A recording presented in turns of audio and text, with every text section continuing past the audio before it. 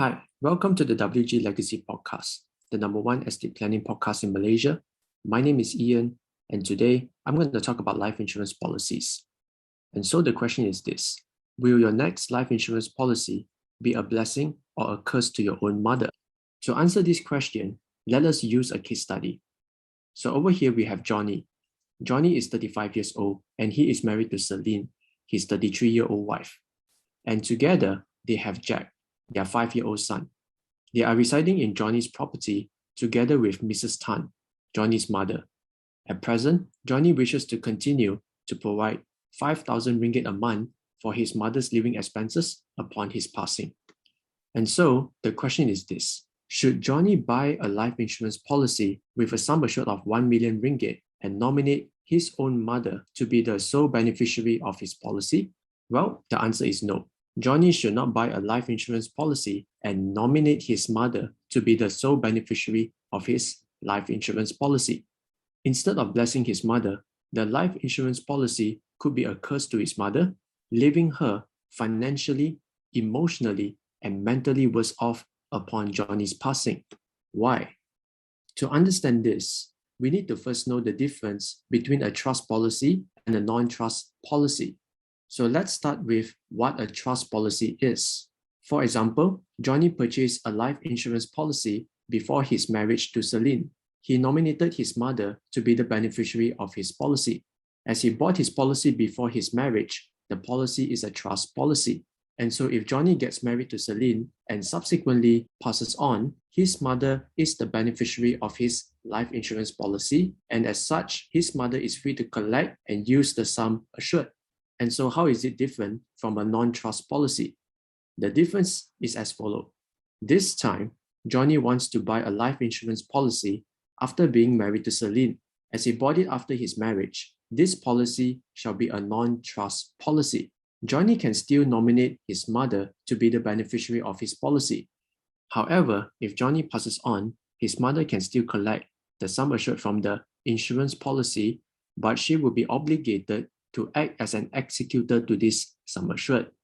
First, she has to use the money to settle all outstanding debts and taxes owed by Johnny. So over here, let's say the amount of debts and taxes owed by Johnny is 200,000 ringgit. And upon settling them, his mother is left with 800,000 ringgit. And then it depends whether or not Johnny has written himself a will before passing away. If Johnny has written a will, then his mother shall distribute the 800,000 ringgit in accordance to his will.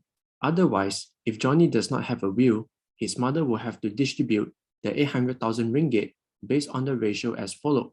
1/4 of it, which is 200,000 ringgit, will be paid to Celine, Johnny's wife. 1/2 of it, which is 400,000 ringgit, will be paid to Jack, Johnny's son. But since Jack is a minor, his portion will be collected by Celine, who is Jack's mother. And finally, Johnny's mother can receive the remaining 200,000 ringgit for herself. If Johnny's mother chooses to retain the 1 million ringgit without fulfilling her duties as the executor, she may risk facing legal action by Johnny's creditors, Celine, her own daughter-in-law, and as well as from the government.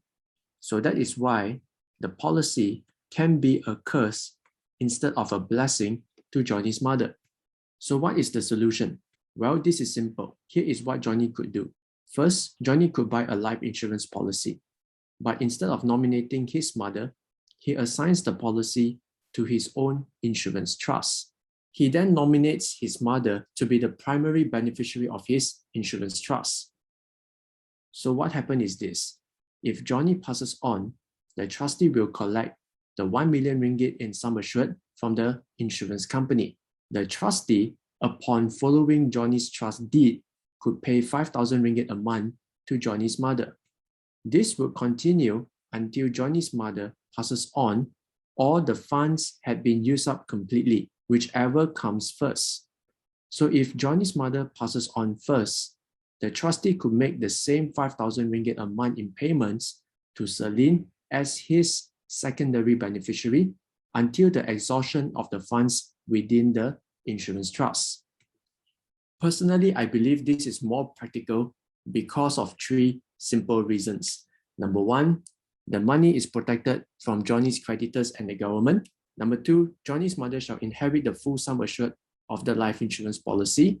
And finally, number 3, the sum will not be squandered away as it is safeguarded and administered by a trustee. And so with that, I will conclude episode number 5.